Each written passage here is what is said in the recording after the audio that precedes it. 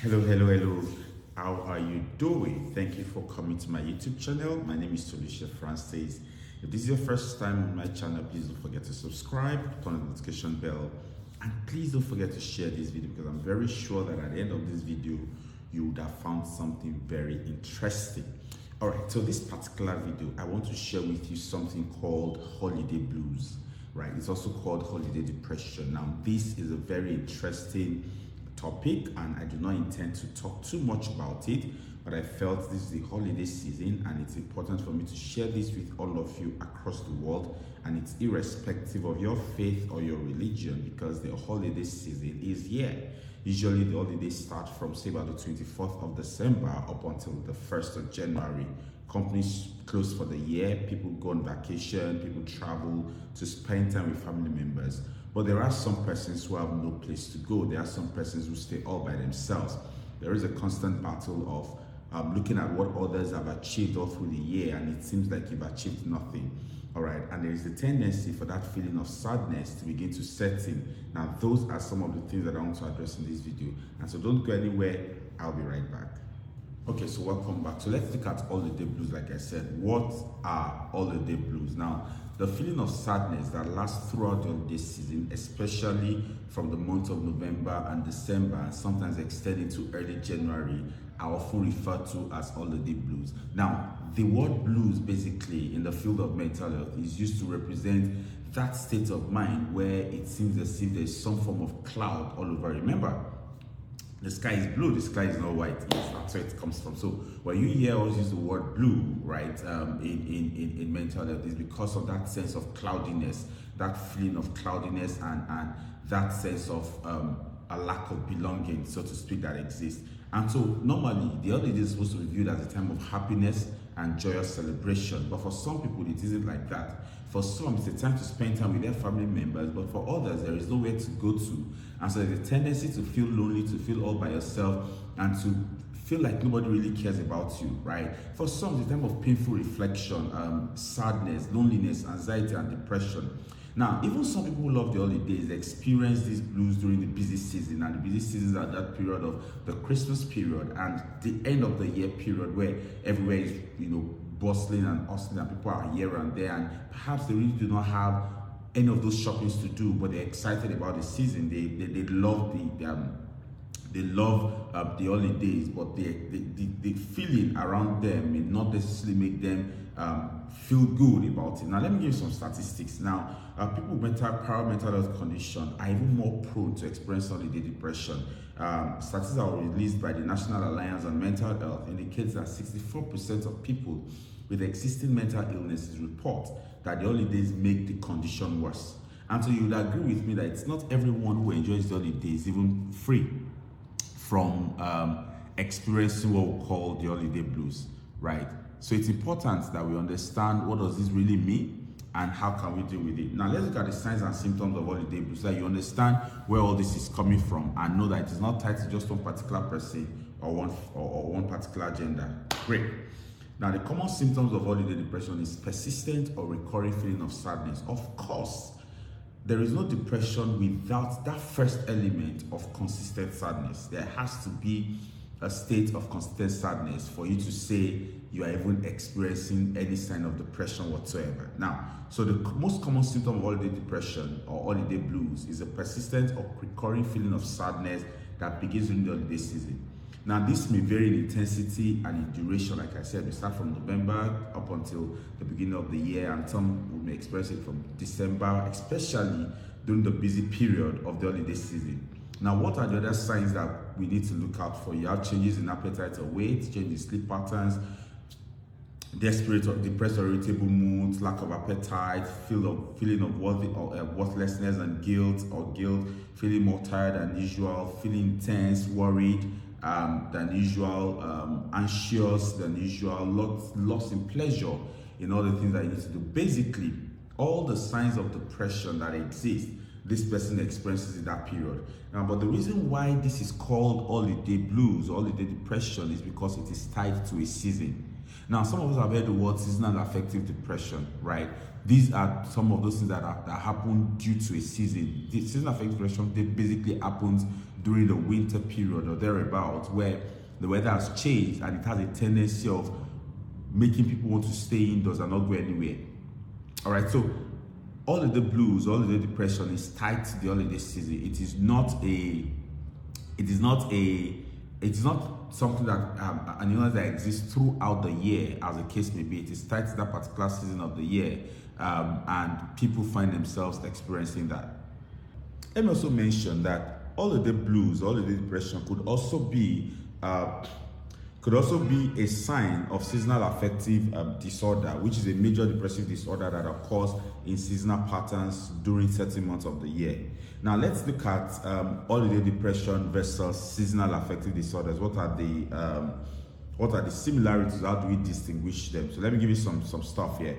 Holiday depression starts around November or December and lifts shortly after the new year ends, whereas for seasonal affective depression, it typically lasts about 40% of the year, starting in the late fall and early winter until spring and summer. So let's just say almost all through the year you're experiencing seasonal affective disorder, what we call SAD.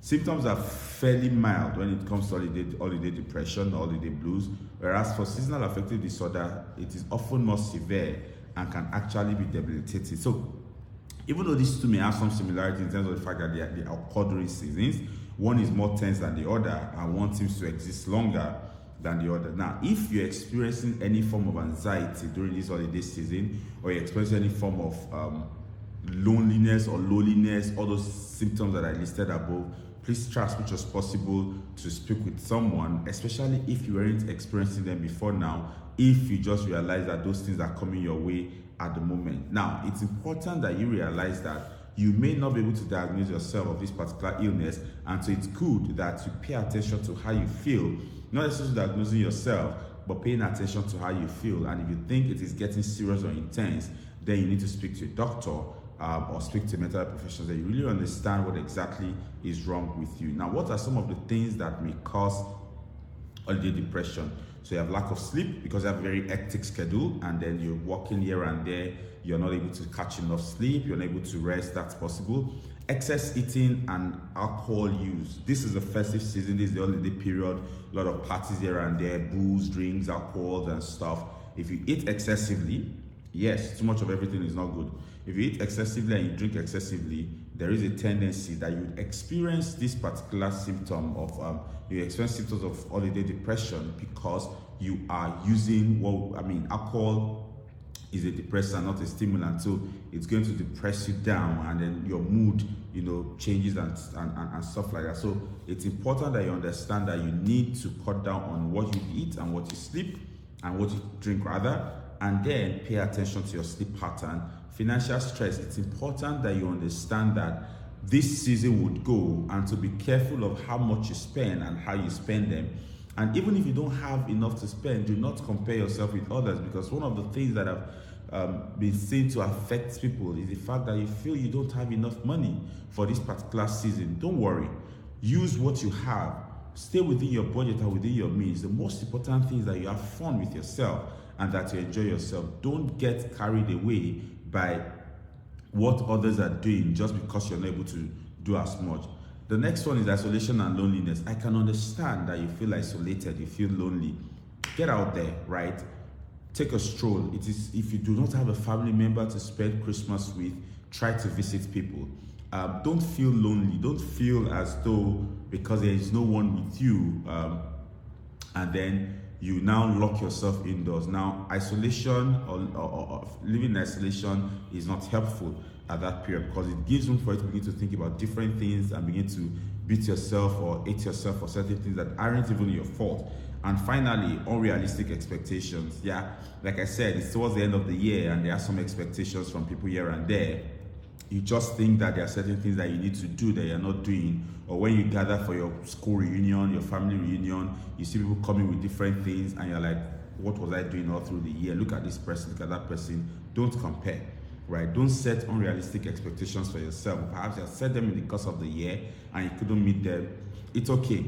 Do not beat yourself over it.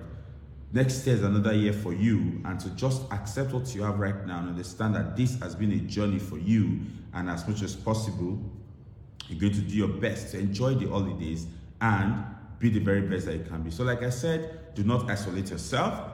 All right, let's look at how can you help yourself. Do not isolate yourself. Get out there as much as possible. Have the little fun that you can have. Exercise regularly, even if it's just to take a stroll.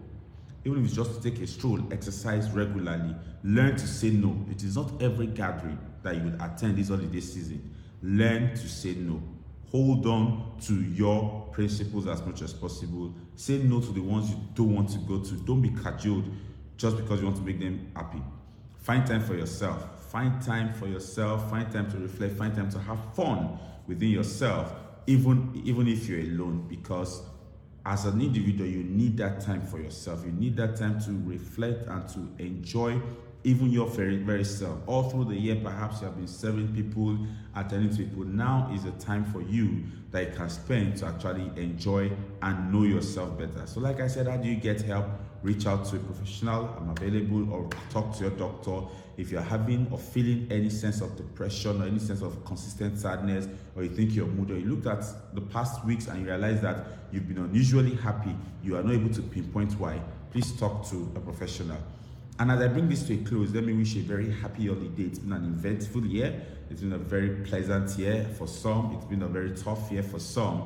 But what I want you to know is that all these shall pass. If it's been a not pleasant one for you, life in itself is not wired to make things go easy for us. You have struggled, you have fought, and you have come to this point, and you definitely finish it. For those who have lost loved ones, my sincere condolences to you. I cannot imagine what you're going through right now or to express, but I want you to know that life in itself is worth living and enjoying. So go out there, make the very best of the time that you have. Love yourself, enjoy the holidays, and look forward to a great year ahead. I love you. Stay safe.